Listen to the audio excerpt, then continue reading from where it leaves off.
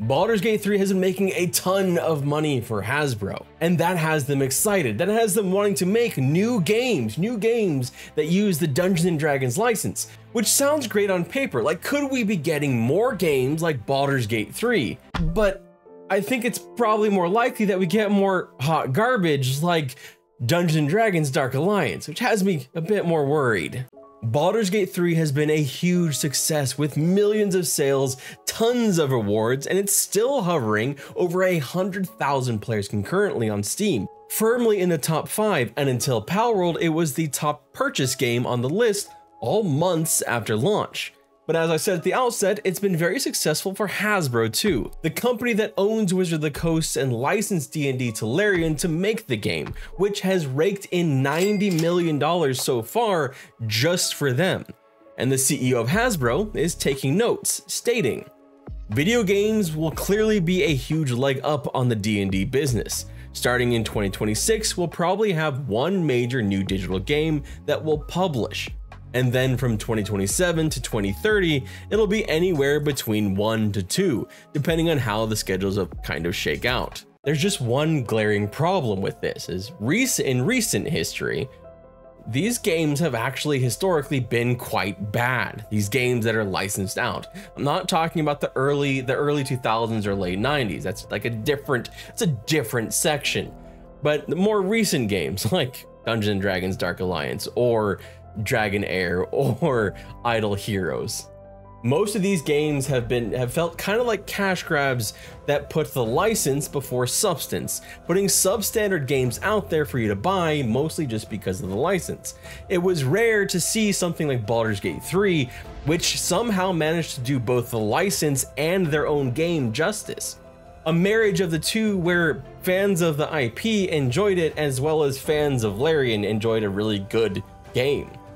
You know, I'll never forget the hype that I had when I first saw this trailer for Dungeons & Dragons Dark Alliance. I was finally going to get to play as Dristo Erden in a new game with friends alongside Caddy Bree and Wolfgar. Dungeons & Dragons Dark Alliance looked like it could be great. It was even bringing in the name of one of my favorite series of all time from the early 2000s, Baldur's Gate Dark Alliance.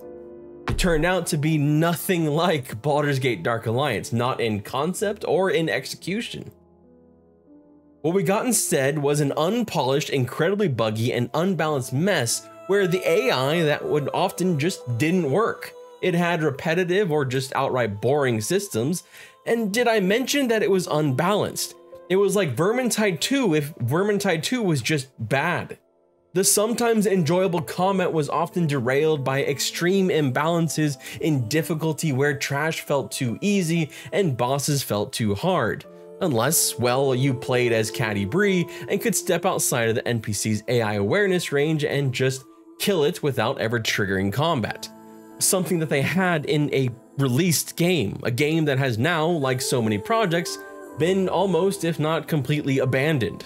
Baldur's Gate 3 currently sits at an astonishing 96 on Metacritic with an 8.9 user rating, with over 15,000 reviews. Dungeons & Dragons Dark Alliance, well, it's at a 53 with an even more anemic 3.3 user rating with just over 100 reviews. There's no setting I enjoy more in video games than Dungeons & Dragons, especially Forgotten Realms, and the idea of more games like Baldur's Gate 3, or even a new updated version of a game like Baldur's Gate Dark Alliance 1 or 2, a true successor to those games, or even, you know what, how about the Neverwinter Night series, which that alone is deserving of greater exploration and expansion. All of those would be fantastic, if they're done well, if they're not overly monetized seeking that profit.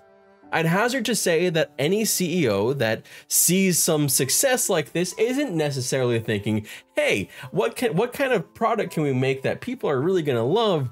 They're more thinking, hey, what kind of product can we make that's gonna bring in money? It's not games like Baldur's Gate 3, even though it was a financial success, that they're looking at as the blueprint as much as perhaps games like Neverwinter, which is an overly monetized MMO, or games like Idle Heroes, which can sell things to you, or pseudo games like Dragonair, which is from what I could tell kind of a gacha game. I really hope to be wrong on this. And I mean, there is still the possibility that I will be, because obviously Baldur's Gate 3 has been a huge success. It has shown that quality can deliver the exact results they want without throwing in a bunch of absolute bullshit microtransactions. And perhaps I'll even work again with Larian to again use the license with Larian, as it was a great success for both of them. But I don't think that firing the entire team that actually worked with Larian on this, on the licensing, is a good start for a future business relationship. While we wait to see if these games are going to be good, bad, or somewhere in the middle, there are some other really good RPGs and CRPGs that you can play right now. And in this list, there's definitely a lot of games that you would expect, but I guarantee there's probably at least one that you didn't think was going to be on that list.